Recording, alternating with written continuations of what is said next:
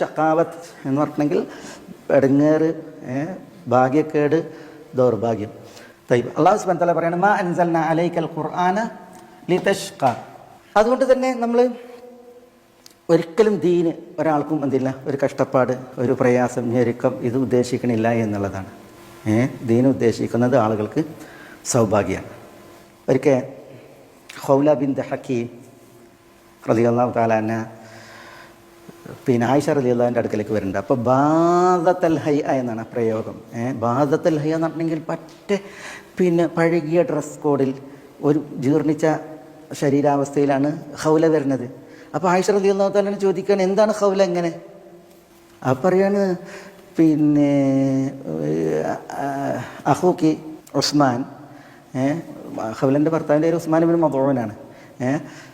യസൂമുൽ നഹാർ യഖൂമുൽ ലൈൽ, രാത്രി നിസ്കരിച്ച് പകൽ നോമ്പെടുത്ത് മൂപ്പര് എന്താണ് ഭയങ്കര സദാസമയവും മൂപ്പര് വിവാദത്തിലാണ്.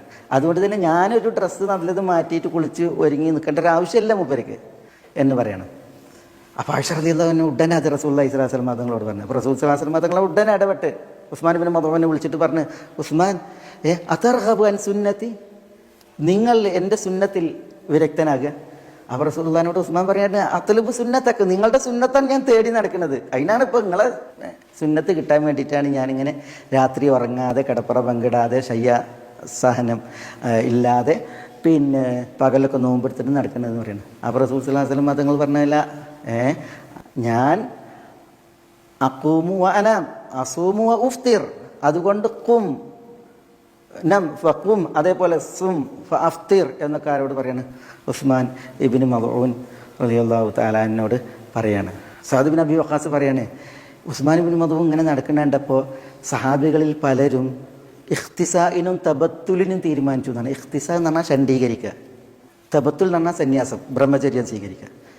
പെണ്ണുങ്ങളൊക്കെ ഒഴിവാക്കിയിട്ട് ഷണ്ഡീകരിച്ചിട്ട് ബ്രഹ്മചര്യത്തിന് ഞങ്ങൾ സ്വീകരിച്ചു. ഉസ്മാൻ ഇബ്നു മദ്ഊൻ്റെ ഇങ്ങനത്തെ ഇത് കണ്ടിട്ട് ഉസ്മാൻ ഇത് എന്താ നല്ല ഉഷാറല്ലേ, രാത്രിയൊക്കെ നിസ്കാരം പകലൊക്കെ നോമ്പ്, അപ്പോൾ ഭയങ്കര ഉഷാറല്ലേ കാഴ്ചയിൽ.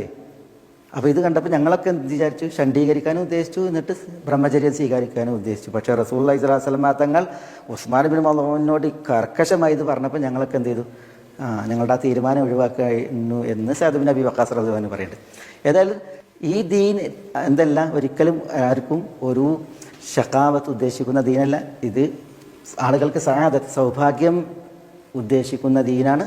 അതാണിത് പ്രദാനം ചെയ്യുന്നത് എന്നുള്ളതാണ്. ദീനിൻ്റെ വിധികളിൽ, വിലക്കുകളിൽ, നിയമപരിധികളിൽ, മാർഗനിർദ്ദേശങ്ങളിൽ ആളുകൾക്ക് ഭാഗ്യക്കേട് അല്ലെങ്കിൽ ക്ലേശത വരുന്ന വിഷയങ്ങളല്ല ഉള്ളത്. പിന്നെ സൗഭാഗ്യത്തിൻ്റെയും ഭാഗ്യത്തിൻ്റെയും സമാശ്വാസത്തിൻ്റെയും വിഷയങ്ങളാണുള്ളത് എന്നുള്ളതാണ് ഇവിടെ പണ്ഡിതന്മാർ പറയുന്നത്. മാ അൻസൽനാ അലൈക്കൽ ഖുർആന ലിതഷ്ഖ.